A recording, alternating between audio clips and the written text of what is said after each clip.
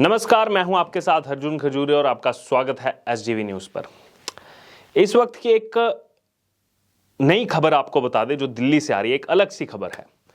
दिल्ली कांग्रेस का अध्यक्ष बनाया जा सकता है किसको? कन्हैया कुमार को, जबकि एक और अन्य पद देने पर भी उनको विचार चल रहा है।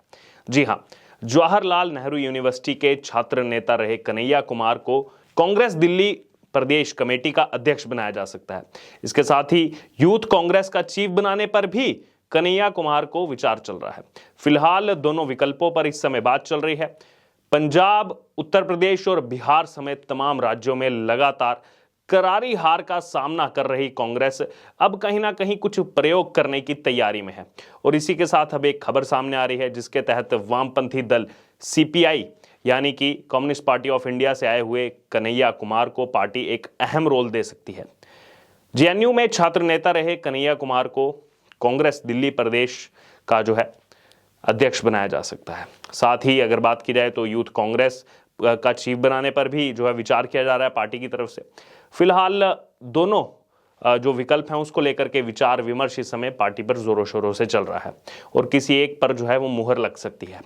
यदि कन्हैया कुमार को प्रमोट किया जाता है तो ये कांग्रेस में एक अलग बदलाव के रूप में इसको देखा जाएगा। इससे कांग्रेस का झुकाव कहीं ना कहीं लेफ्ट की विचारधारा की तरफ बढ़ता हुआ दिखाई देगा। ये वही कन्हैया कुमार हैं जिन्होंने 2016 में जेएनयू के अंदर जो पूरा प्रकरण हुआ था, भारत के खिलाफ जो नारे लगे थे, टुकड़े टुकड़े गैंग के रूप में जिसको जाना जाता है, उस समय कन्हैया कुमार उसी जेएनयू एसयू के यानी कि Jawaharlal Nehru university students union के अध्यक्ष थे। बहुत बार कन्हैया कुमार की तरफ से कहा गया कि बताइए आपके पास क्या सबूत है कि मैंने भारत के खिलाफ बात की। तो वहीं दूसरी तरफ इस पर यह कटाक्ष सामने आता है कि आखिरकार 9 फरवरी को यह आयोजन क्यों किया गया था जेएनयू के अंदर। 9 फरवरी को ना तो देश आजाद हुआ, ना देश का संविधान लिखा गया। 9 फरवरी को आतंकवादी की बरसी थी, वही मना रहे थे, अफजल गुरु की बरसी मना रहे थे। हालांकि कन्हैया कुमार के जरिए युवाओं को प्रमोट करने का संदेश देना चाहती है कांग्रेस पार्टी, क्योंकि कांग्रेस पार्टी का यह मानना है कि कन्हैया कुमार बीजेपी पर तीखे हमले बोलते हैं, खासतौर पर पीएम नरेंद्र मोदी पर वो तीखे हमले बोलते हैं, पूंजीवादी नीतियों को लेकर हमला करते हैं। तो ऐसे में इसीलिए अब कन्हैया कुमार को कांग्रेस पार्टी उस नेता के तौर पर देख रही है जो आने वाले समय में जो है पार्टी को आगे बढ़ा सकते हैं और इसके अलावा कांग्रेस में ऊर्जा भी बढ़ सकते हैं, लग रहा है कांग्रेस पार्टी को। हालांकि अगर बात की जाए तो कन्हैया कुमार के नाम पर विचार होने की खबर से ही कुछ कांग्रेस जो है, कांग्रेस के लीडर हैं, वो इससे असहज हो गए हैं। पार्टी के कुछ नेताओं का इसमें कहना है कि कन्हैया कुमार वैचारिक और राजनीतिक तौर पर बाहरी नेता हैं, इसीलिए उन्हें इतनी जल्दी प्रमोशन देना बिल्कुल भी ठीक नहीं होगा। तो अब देखना होगा कि कांग्रेस पार्टी इसमें आगे जो है क्या फैसला लेती है, क्योंकि ये विचार अब शुरू हो गया है। कांग्रेस के आपस में ही नेताओं ने विचार विमर्श कर दिया है कि इतनी जल्दी बाहर से आए हुए नेता को प्रमोशन इस तरह से देना बिल्कुल भी ठीक नहीं है। और इससे पहले बिहार कांग्रेस में भी कन्हैया कुमार का विरोध रहा है। जी हाँ, दरअसल अगर बात की जाए तो कन्हैया कुमार ने 2021 में कांग्रेस का दामन थाम लिया था। इससे पहले भारतीय कम्युनिस्ट पार्टी यानी कि कम्युनिस्ट पार्टी ऑफ इंडिया के नेता थे कन्हैया कुमार। बिहार में भी कन्हैया कुमार को कोई प्रमुख रोल देने का लगातार जो है विरोध होता रहा है। राज्य के कांग्रेसी नेता कन्हैया कुमार को बड़ा रोल देने के हमेशा से खिलाफ रहे हैं। वही चीज अब दिल्ली में भी देखने को मिल रही है। और फिर साथ ही साथ सवाल ये उठता है कि जब कन्हैया कुमार को बिहार में ही कोई अहम पद नहीं दिया गया तो फिर उन्हें दिल्ली आखिरकार क्यों लाया जाएगा। लेकिन इस पर कांग्रेस सूत्रों का ये कहना है कि पार्टी जो है वो शीला दीक्षित वाला प्रयोग यहां पर करना चाहती है। हालांकि दोनों की अगर बात की जाए तो शीला दीक्षित एक अलग चेहरा थी और कन्हैया कुमार पहले से विवादों का सामना करते रहे हैं। शीला दीक्षित की अगर बात करें तो मूल रूप से उत्तर प्रदेश के रहने वाली थी, लेकिन उन्होंने दिल्ली की सियासत में कांग्रेस को बड़ी सफलता दिलाई थी, मुख्यमंत्री भी रह चुकी हैं कई बार।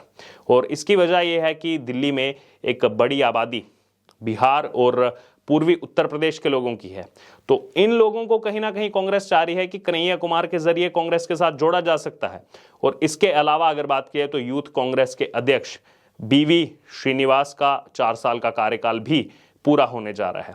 तो ऐसे में उनकी जगह पर कन्हैया कुमार को लाने पर विचार चल रहा है, कन्हैया कुमार को प्रोजेक्ट करने पर विचार चल रहा है। और कांग्रेस का यह मानना है कि इससे कहीं ना कहीं युवाओं के एक वर्ग को कांग्रेस अपने साथ ला सकती है। दरअसल जेएनयू के छात्र संघ के पूर्व अध्यक्ष और जो सीपीआई में नेता रहे कन्हैया कुमार, उनके बारे में अगर बात की जाए तो वो 2021 में कांग्रेस में शामिल हुए थे, यानी कि अभी महज 2 साल का समय हुआ उनको कांग्रेस पार्टी ज्वाइन किए। और इसमें यहाँ पर कांग्रेस पार्टी की तरफ से अगर ये कदम उठाया जाता है तो इसमें देखना होगा कि आगे चलकर क्या वो संभाल पाते हैं या फिर नहीं, क्योंकि कुछ दिन पहले ही कांग्रेस सांसद जयराम रमेश ने जो है कन्हैया कुमार को राहुल गांधी के बाद पार्टी में दूसरा सबसे लोकप्रिय नेता बताया था। जी हाँ, और वहीं राहुल के नेतृत्व में जो भारत जोड़ो यात्रा हुई थी उसमें भी कन्हैया कुमार राहुल गांधी के साथ दिखाई दिए थे, जिसको लेकर कई सवाल जो है यहाँ पर उठाए गए कि क्यों एक टुकड़े टुकड़े गैंग के साथ यहां पर चला जा रहा है कांग्रेस पार्टी की तरफ से। वहीं राजनीतिक सफर की अगर बात की जाए तो कन्हैया कुमार लोकसभा चुनाव भी लड़ चुके हैं, जहां पर उन्हें करारी हार का सामना करना पड़ा था। तो कैसे यहां पर कांग्रेस सोच सकती है कि वो बिहार का वोट बैंक अपने साथ ला सकते हैं। दरअसल अगर बात की तो बीजेपी की तरफ से गिरिराज सिंह को बेगूसराय में उतारा गया था। उन्होंने वहां पर कुल 12,17,000 वोट डले थे, जिसमें 6,88,000 से ज्यादा वोट यहां पर गिरिराज सिंह लेकर के आए थे और वहीं कन्हैया कुमार को 2,68,000 वोट मिले थे, यानी कि 4 लाख से ज्यादा वोटों से कन्हैया कुमार को हार का सामना करना पड़ा था लोकसभा चुनाव में। तो कैसे कांग्रेस को लग रहा है कि वो बिहार वोट बैंक को अपने साथ ला सकते हैं। और इससे पहले अगर बात की तो मार्च 2020 में कांग्रेस ने अपने पूर्व विधायक अनिल चौधरी को दिल्ली प्रदेश कांग्रेस कमेटी का नया अध्यक्ष नियुक्त किया था। अगर बात की जाए अनिल चौधरी की, जो इस समय कांग्रेस दिल्ली के अध्यक्ष हैं, वो पहले पटपड़गंज से विधायक रहे हैं और दिल्ली युवा कांग्रेस के अध्यक्ष भी रह चुके हैं। इतना ही नहीं, अगर बात की जाए तो डूसू के भी अध्यक्ष रह चुके हैं। और दिल्ली विधानसभा चुनाव 2020 में जो पार्टी की हार हुई थी, जनवरी में जो चुनाव हुए थे, उसके बाद तत्कालीन अध्यक्ष सुभाष चोपड़ा ने हार की जिम्मेदारी ली थी, जिसके बाद अपने पद से उन्होंने इस्तीफा दे दिया था और उसी के बाद यहाँ पर अनिल चौधरी को जो है ये कमान सौंपी गई थी। दरअसल 3 बार दिल्ली की मुख्यमंत्री और पार्टी की प्रदेश अध्यक्ष पद की जिम्मेदारी संभाल चुकी शीला दीक्षित के निधन के बाद पार्टी ने सुभाष चोपड़ा को दिल्ली प्रदेश की कमान सौंपी थी कांग्रेस के नाते। लेकिन जो 2020 का जो चुनाव हुआ उसमें कांग्रेस को कहीं ना कहीं करारी हार का सामना करना पड़ा। दिल्ली की अगर बात की तो 70 यहाँ पर विधानसभाएं हैं, जिसमें से 62 पर आम आदमी पार्टी जीत करके आई और 8 सीटों पर बीजेपी को जीत प्राप्त हुई। लेकिन अगर कांग्रेस की बात की जाए तो उनको उस समय एक भी सीट प्राप्त नहीं हुई। हाल ही में एमसीडी चुनाव हुए, उसमें भी कांग्रेस को भारी जो है यहाँ पर झटका लगा है।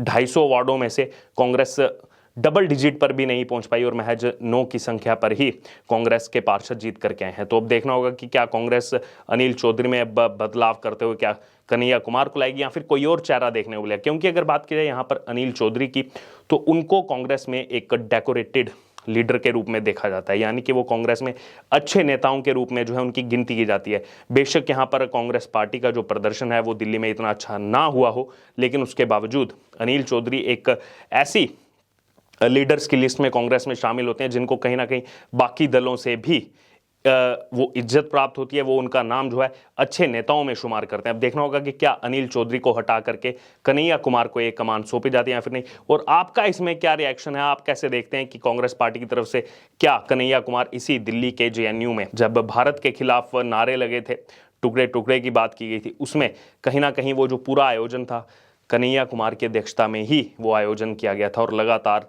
देश विरोधी बातों में कन्हैया कुमार का नाम सामने आता रहा। अब कांग्रेस प्रोजेक्ट कर रही है उनको दिल्ली प्रदेश कांग्रेस कमेटी के अध्यक्ष के नाते। इस पर आपका जो भी रिएक्शन है, आपकी जो भी राय है, आप हमारे साथ कमेंट बॉक्स में शेयर कर सकते हो और इससे जुड़े तमाम अपडेट के लिए बने रहिए हमारे साथ। धन्यवाद।